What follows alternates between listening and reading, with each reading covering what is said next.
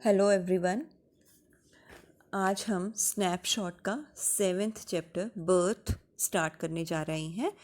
इसका हमने 5th chapter mother's day किया था और जो 6th चैप्टर है वो हमारा कट है, डिलीटेड पोर्शन में है, the Ghat of the only world. तो हम वो नहीं कर रहे, चैप्टर नंबर 7 स्टार्ट करते हैं। A.J. क्रॉनिन इसके राइटर हैं। Though it was nearly midnight when Andrew reached Bryngower, ये कह रहे हैं कि रात तकरीबन आधी रात हो चुकी थी जिस वक्त एंड्रयू, इस लेसन का जो मेन कैरेक्टर है, वो ब्रिनगर एक जगह का नाम है, वहाँ पहुँचा। ही फाउंड जो मॉर्गन वेटिंग फॉर हिम, और उसने देखा वहाँ पर जहाँ भी ब्रिनगोवर में पहुँचा कि जो मॉर्गन नाम की एक आदमी उसका इंतज़ार कर रहा था। Walking up and down with short steps between the closed surgery, और वो उसकी जो सर्जरी यहाँ पे मतलब है क्लिनिक, उसके क्लिनिक के आसपास छोटे छोटे कदम भरते हुए चहलकदमी कर रहा था। And the entrance to the house, clinic से लेकर घर के दरवाजे तक।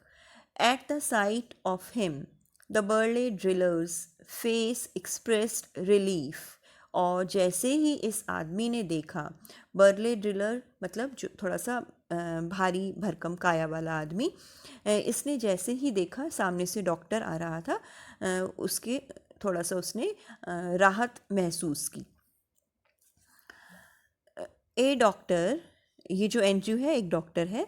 ए doctor, I am glad to see you, जो मॉर्गन कहता है, तुम्हें देखकर मैं बेहद खुश हुआ।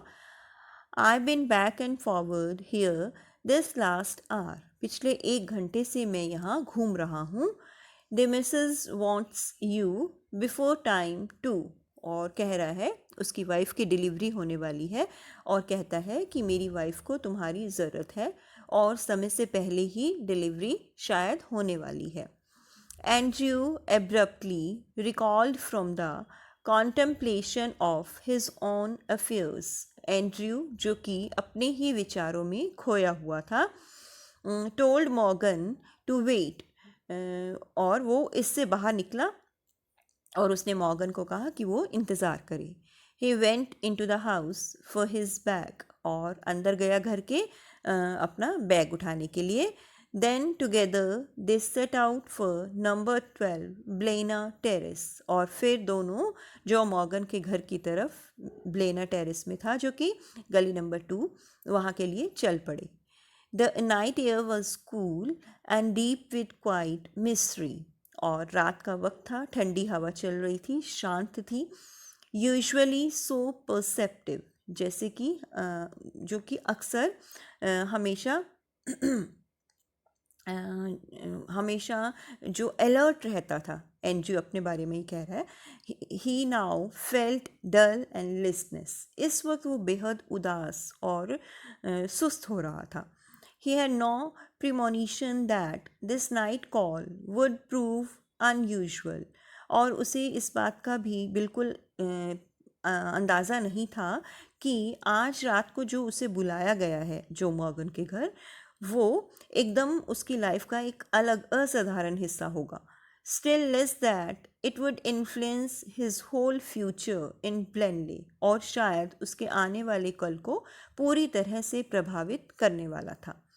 The two men walked in silence until they reached the door of number 12, and then Joe drew up short, और वो दोनों आदमी जब तक कि उस घर पर नहीं पहुंच गए, उसके घर में बिल्कुल शांति से चलते रहे, और फिर जो जैसे ही घर नज़दीक आया रुक गया। I will not come in, he said, उसने कहा मैं अंदर नहीं आऊँगा। And his voice showed science of strain, और उसकी आवाज़ से ही स्ट्रेस झलक रहा था, कि वो चिंतित था, ये पता लग रहा था। But ma'am I know but man I know you will do well for us, और कहता है डॉक्टर को, मैं अच्छे से जानता हूँ तुम हमारे लिए अच्छा काम करोगे।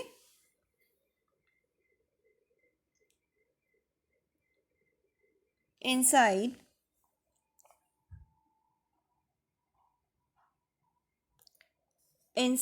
a narrow stair led up to a small bedroom. अंदर एक तंग सीढ़ी छोटे से बेडरूम की तरफ जाती थी. क्लीन बट पुअरली फर्निश्ड, जो कि साफ़ सुथरा था, लेकिन वहाँ जो फर्नीचर पड़ा हुआ था वो बहुत हल्के किस्म का था. And lit only by an oil lamp, और वहाँ पर रोशनी के नाम पर एक छोटा सा ऑयल लैम्प जल रहा था. Here Mrs. Morgan's mother, a tall grey-haired woman of nearly 70, और यहाँ पर मिसेस मॉर्गन की माँ, जो कि एक लंबी हाइट में लंबी थी और वाइट उनके बाल हो चुके थे और एज उनकी तकरीबन 70 ईयर्स की थी.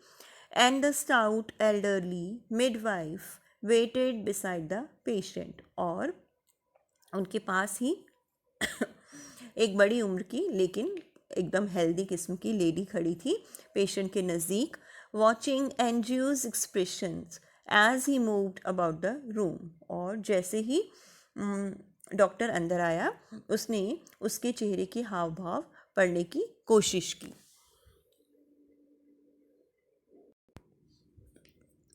Let me make you a cup of T, doctor bash, said the former lady. और वो बूढ़ी औरत ने कहा जो पहले दिखाई दी थी, आफ्टर ए फ्यू मोमेंट्स, कुछ देर के बाद, कि मैं तुम्हारे लिए एक चाय का कप बना कर लाती हूँ. Andrew smiled faintly. एंड्रयू धीमे से मुस्कुराया. He saw that the old woman, wise in experience, realised there must be a period of waiting. और उसने महसूस किया, ये बूढ़ी औरत जो कि काफ़ी समझदार थी और वो जानती थी कि अभी इंतज़ार का वक्त था, मतलब डिलीवरी होने में अभी समय लगने वाला था. She was afraid he would leave the case, saying he would return later. और शायद वो ये भी जानती थी कि कहीं उसे इस बात का डर था, कहीं डॉक्टर ये कहकर इस केस को छोड़ कर ना चला जाए कि वो थोड़ी देर बाद आएगा. इसीलिए उसने एंड्रयू के सामने चाय लाने की पेशकश की. Don't feel fret mother, I will not run away. उसके भावों को पढ़ने के बाद डॉक्टर ने क्या कहा, डरो मत, मैं यहाँ से भागकर नहीं जाऊँगा. Down in the kitchen he drank the T which she gave him. नीचे किचन में जाकर डॉक्टर ने वो चाय ली जो वो बूढ़ी औरत बना कर लाई उसके लिए. ओवरऑट एज ही वॉज, और क्योंकि वो बेहद थका हुआ था, he knew he could not snatch even an hour's sleep if he went home. वो अच्छी तरह से जानता था अगर वो घर चला जाता तो शायद उसे 1 घंटे का भी सोने का वक्त नहीं मिल पाता. He knew too that the case here would demand all his attention. इसके अलावा वो ये भी जानता था कि पेशेंट को उसकी अटेंशन की पूरी तरह से ध्यान देने की ज़रूरत थी. A queer lethargy of spirit came upon him, और अचानक उसके ऊपर उसे आलस ने घेर लिया. He decided to remain until everything was over, और उसने जब तक सब कुछ ख़त्म ना हो जाता तब तक वहाँ रुकने का निश्चय किया. An hour later he went upstairs again, और 1 घंटे के बाद वो नीचे आया, ऊपर आया सीढ़ियाँ चढ़कर. नोटेड द प्रोग्रेस मेड, और उसने पेशेंट को देखा कि क्या केस की स्थिति थी. केम डाउन वंस मोर, एक बार फिर से वो नीचे आ गया. Sat by the kitchen fire, और किचन में जो अंगीठी पड़ी हुई थी, आग जल रही थी, उसके पास बैठ गया. It was still expect for the rustle of a cinder in the grate and the slow tick-tock of the clock. वहाँ बिल्कुल शांति थी, सिर्फ एक तो अंगीठी में जो आग जल रही थी, जो भी कोयला था या लकड़ी थी, उसके क्रैक होने की आवाज़ थी, और जो घड़ी लगी हुई थी दीवार पर उसकी टिक टिक की साउंड आ रही थी. No there was another sound, और फिर कहते हैं कि एक और आवाज़ भी थी.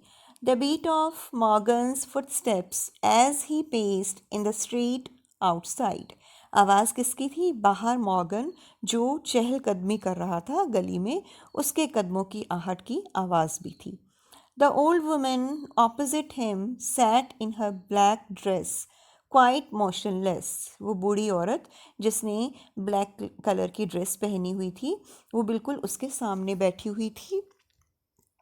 हर आईज स्ट्रेंजली अलाइव, और उसकी आंखें एकदम खुली हुई, मतलब सजीव नज़र आ रही थी.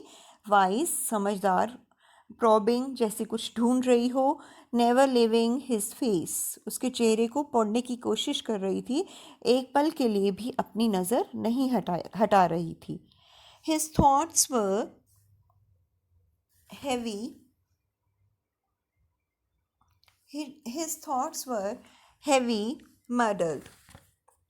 और उसके वो अपने विचारों में जैसे कि डूबा हुआ था. अ,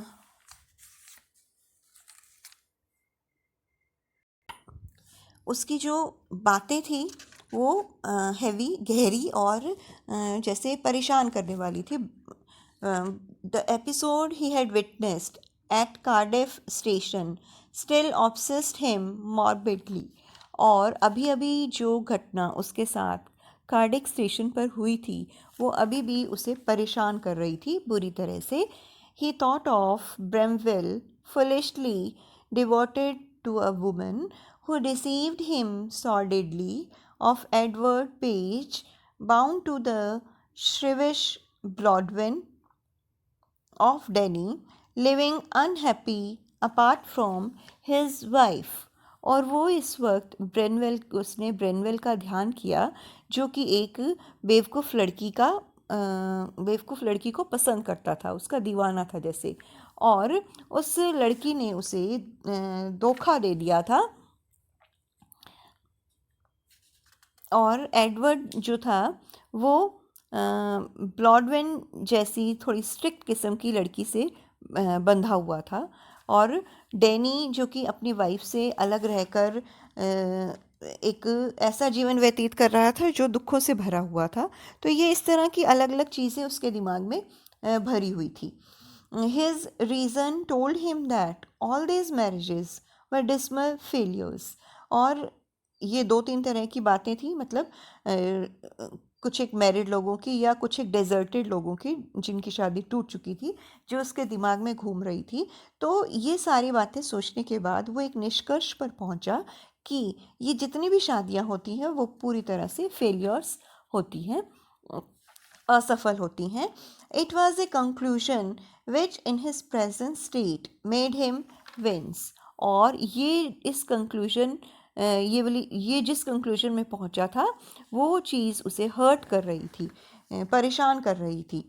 ही wish to consider marriage as an idyllic state. Yes, he could not otherwise consider it. और वो चाहता था कि जो शादी है, मैरिज है, उसको एक मतलब उसे एक अच्छी किस्म की लाइफ समझे. Yet he could not otherwise consider it with the image of Christine before him. लेकिन उसके दिमाग में जो क्रिस्टिन चल रही थी, उसकी शायद कोई फ्रेंड थी, उसको देखकर वो इस बारे में नहीं सोच पा रहा था कि उसकी शादी एक सफल हो सकती है या आनंदमयी हो सकती है. ऐसा नहीं वो सोच पा रहा था. Her eyes shining towards him admitted no other conclusion. उसकी आंखें जो कि उसकी तरफ चमकती हुई उसकी तरफ देख रही थी और उसे इस निष्कर्ष पर लाने पर मजबूर भी कर रही थी. It was the conflict between his level, doubting mind and his overflowing heart, which left him resentful and confused. और उसके दिमाग के अंदर एक तरह का स्ट्रगल चल रहा था, संघर्ष चल रहा था जो उसके दिल और दिमाग के बीच में बुरी तरह से जैसे बौखलाया हुआ था, परेशान था. He remained like this, so he let his chin sink upon his chest, stretched out his legs, stared broodingly into the fire. उसने अपनी जो चिन है वो अपनी चेस्ट पर टिका ली, मतलब एक इस तरह से बैठ गया वो और अपनी टांगों को लंबा फैला लिया और कुछ देखते हुए जैसे आग की तरफ ही वो घूर रहा था. He remained like this so long and his thoughts were so filled with Christine, और वो काफ़ी देर तक इसी तरह से सोचता रहा और उसके दिमाग में क्रिस्टीन भरी हुई थी, वो उसी के बारे में लगातार सोच रहा था, that he started when the old woman opposite suddenly addressed him। और अभी वो इन सारी चीज़ों के बारे में सोच ही रहा था कि अचानक वो बूढ़ी औरत जो कि उसके सामने बैठी हुई थी, उसने उसे बुलाया। Her meditation had pushed a different course. और अब उसकी जो सोच है वो दूसरी डायरेक्शन में चली गई। Susan said not to give her the chloroform if it would harm the baby। Susan उस लड़की का नाम है जिसकी डिलीवरी होने वाली थी। तो वो बूढ़ी औरत कहती है कि सूजन ने कहा था कि उसे जो क्लोरोफॉर्म क्या होती है, बेहोश एनेस्थीसिया होता है, बेहोश करने की दवाई, कि उसे वो बेहोशी की दवाई ना दी जाए कि कहीं उस बच्चे को किसी तरह का नुकसान ना पहुँचे। She is awful set upon this child doctor bash. और वो बूढ़ी औरत कहती है वो बुरी तरह से इस बच्चे को चाहती है। her old eyes warmed at a sudden thought। और फिर उस बूढ़ी आंखों में कुछ सोचकर अचानक चमक आ गई। She added in a law tone. और धीमे से उसने फिर कहा, A V all I fancy. और कहती है मेरे ख्याल से हम सभी ऐसा चाहते हैं। मतलब वो बच्चे की काफ़ी समय से इच्छा कर रहे थे और चाहते थे कुछ भी, कोई भी मिस हैपनिंग ना हो। ही collected himself with an effort. और उसने बहुत मुश्किल से, डॉक्टर ने अपने आप को उन विचारों से बाहर निकाला, बहुत मुश्किल से अपने आप को संभाला। It won't do any harm the anaesthetic he said kindly. तो डॉक्टर कहता है बड़े आराम से, उसे इससे कोई, इस बेहोशी की दवाई से कोई नुकसान नहीं पहुंचेगा। They will be all right. दोनों के दोनों बिल्कुल सही रहेंगे, सब कुछ ठीक होगा। Here the nurse voice was heard calling from top, landing Andrew glanced at the clock। और फिर ऊपर से नर्स की आवाज़ आई, मतलब जो ऊपर वो जो दाई बैठी थी बूढ़ी औरत, वो उसे बुला रही थी। एंड्रयू ने देखा घड़ी की तरफ, विच नाउ शोड 3:30, जिसमें 3:30 बजे थे। He rose and went up to the bedroom. वो उठा और बेडरूम में गया। He perceived that he might now begin this work. और उसने देखा कि अब सोचा कि अब वो अपना काम शुरू कर सकता था, मतलब डिलीवरी का टाइम आ चुका था। एन आवर elapsed, 1 घंटा बीत गया था। It was a long harsh struggle. और एक लंबा संघर्ष चल रहा था। ये बहुत ही इमोशनल स्टोरी है, ध्यान से पढ़ना। Then as the first streaks of dawn strayed past the broken edges of the blind, the child was born lifeless। और फिर जैसे सूरज की पहली किरण पर्दे के कहीं कोने से अंदर आई और बिल्कुल उसी वक्त बच्चे ने जन्म लिया, लेकिन बच्चा लाइफलेस था, निर्जीव था, उसमें जान नहीं थी। As he gazed at the still form, a shiver of horror passed over Andrew. और जैसे ही उसने बच्चे को देखा, अचानक उसके शरीर में जैसे एक झुरझुरी सी, कंपकपी सी छूट गई।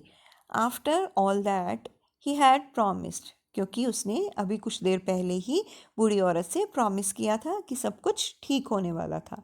His face heated with his own exertions chilled suddenly. उसका चेहरा अपनी मेहनत से, जो 1 घंटे से मेहनत कर रहा था उससे, जो कि गर्म हो चुका था, अचानक एकदम ठंडा पड़ गया जैसे ही उसने देखा या समझा कि बच्चा मरा हुआ था।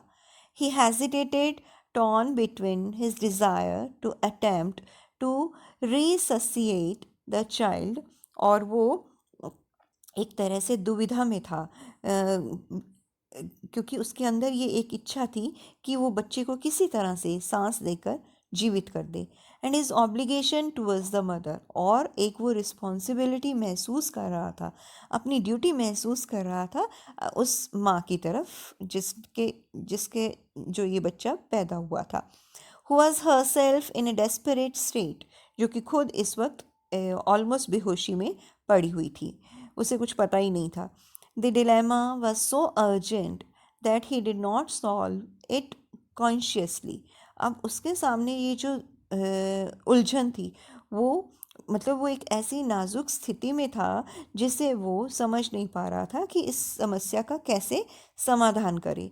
Blindly, instinctively, he gave the child to the nurse and turned his attention to Susan Morgan. और और उसने एकदम अंधाधुंध अपना काम शुरू किया और उस बच्चे को नर्स के हवाले किया और अपना ध्यान सूजन मॉर्गन की तरफ किया, हु नाउ ले कोलैप्स्ड ऑलमोस्ट पल्सलेस, जो कि वहाँ लेटी हुई थी और तकरीबन बेजान सी थी, एंड क्योंकि अभी शायद बेहोशी से बाहर नहीं आई थी, and not yet out of the ether upon her side, और वो शायद बेहोश सी ही थी और एक करवट लेकर लेटी हुई थी. His haste was desperate, a frantic race against her ebbing strength. और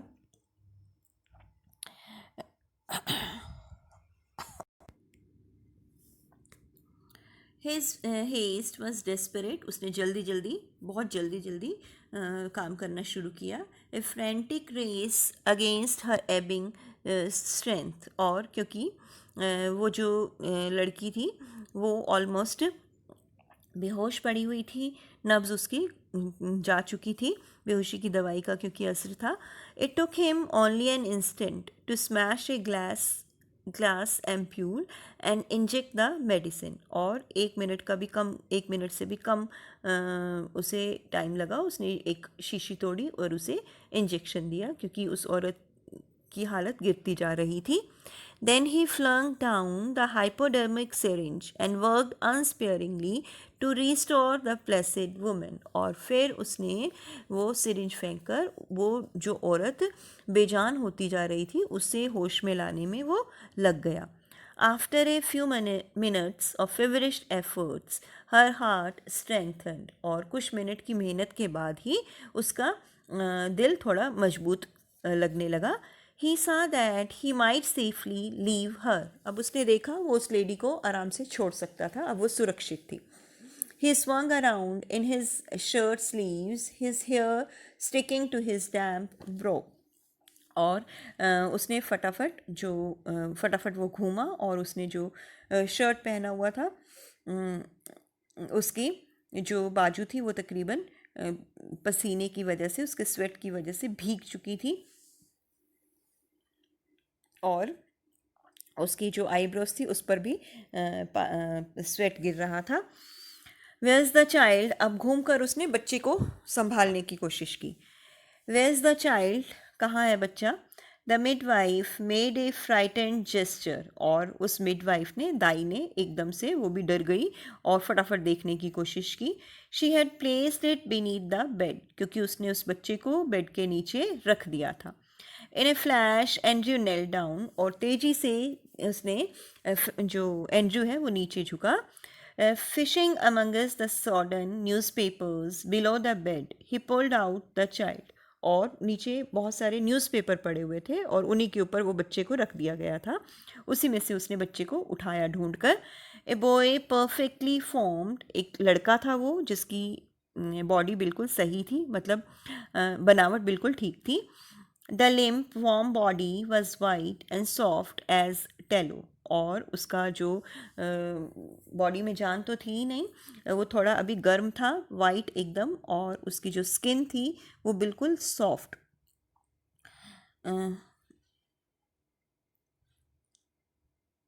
the cord hastily slashed lay like a broken stem, और कॉर्ड जिससे बच्चे को माँ से अलग किया गया था वो ऐसे ही, जो जिसको जल्दी में काट दिया गया था, वो ऐसे ही लटकी पड़ी थी एक टूटे हुए तने की तरह. The skin was of a lovely texture, उसके बच्ची का कह रहे हैं कि स्किन बेहद अच्छा, उसका जो टेक्स्चर था एकदम जैसे ऑयली सा स्किन था उसका. स्मूथ एंड टेंडर, और बेहद ज़्यादा सॉफ्ट, नाजुक. The head lolled on the thin neck, और उसकी पतली सी गर्दन पर उसका सर लटक रहा था। द लिम्स सीम्ड बोनलेस, और उसकी ऐसे लग रहे थे हाथ पैर, जो शरीर के अंग थे वो ऐसे लग रहे थे उनमें हड्डियां ही ना हो, बिना हड्डियों का शरीर लग रहा था उस वक्त। स्टिल नीलिंग, अभी भी वो झुके ही हुआ था। Andrew stared at the child with A haggard frown, और एंड्रयू ने उस बच्चे को बड़े ध्यान से देखा।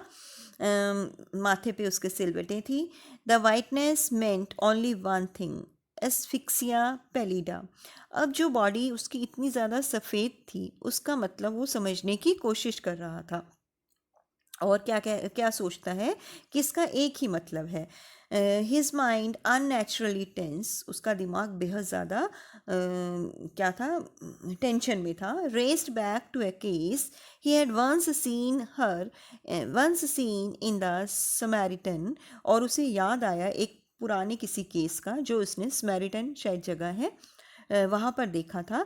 To the treatment that had been used instantly he was on his feet, और उसने ध्यान किया उस वक्त क्या ट्रीटमेंट दिया गया था। उसे याद आया कि एक बार ऐसे ही पहले भी कोई केस उसके सामने आया था इस तरह का बच्चा, और उस बच्चे को जिस तरह का ट्रीटमेंट दिया गया था वो उसने याद किया। And instantly he was on his feet, और जैसे ही उसके दिमाग में वो याद आई सारी चीज़ें, वो एकदम से खड़ा हो गया। Get me hot water and cold water.